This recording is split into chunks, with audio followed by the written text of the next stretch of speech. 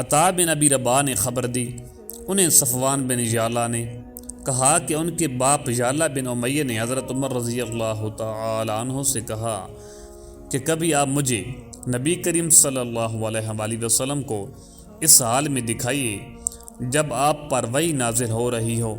انہوں نے بیان کیا کہ ایک بار رسول اللہ صلی اللہ علیہ وآلہ وسلم جرانہ میں اپنے اصحاب کی ایک جماعت کے ساتھ ٹھہرے ہوئے تھے کہ ایک شخص نے آ کر پوچھا، یا رسول اللہ صلی اللہ علیہ وآلہ وسلم، اس شخص کے متعلق آپ کا کیا حکم ہے جس نے عمرہ کا احرام اس طرح باندھا کہ اس کے کپڑے خوشبو میں بسے ہوئے ہوں؟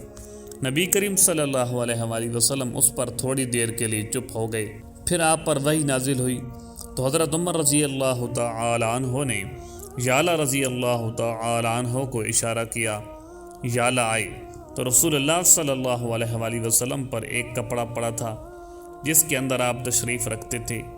انہوں نے کپڑے کے اندر اپنا سر کیا تو کیا دیکھتے ہیں کہ روئی مبارک سرخ ہے اور آپ خراٹے لے رہے ہیں۔ پھر یہ حالت ختم ہوئی تو آپ نے فرمایا کہ وہ شخص کہاں ہے جس نے عمرہ کے متعلق پوچھا تھا؟ شخص مذکور کو حاضر کیا گیا تو آپ نے فرمایا کہ جو خوشبو لگا رکھی ہے اسے 3 مرتبہ دھو لے اور اپنا جبہ اتار دے۔ عمرہ بھی اسی طرح کر جس طرح حج میں کرتے ہو۔ میں نے عطا سے پوچھا کہ کیا حضور صلی اللہ علیہ وآلہ وسلم کے 3 مرتبہ دھونے کے حکم سے پوری طرح صفائی مراد تھی؟ تو انہوں نے کہا کہ ہاں۔ صحیح بخاری حدیث نمبر 1536۔ سعید بن جبیر نے بیان کیا کہ ابن عمر رضی اللہ تعالی عنہ سادہ تیل استعمال کرتے تھے، آرام کے باوجود۔ میں نے اس کا ذکر ابراہیم نخعی سے کیا تو انہوں نے فرمایا کہ تم ابن عمر رضی اللہ تعالی عنہ کی بات نقل کرتے ہو۔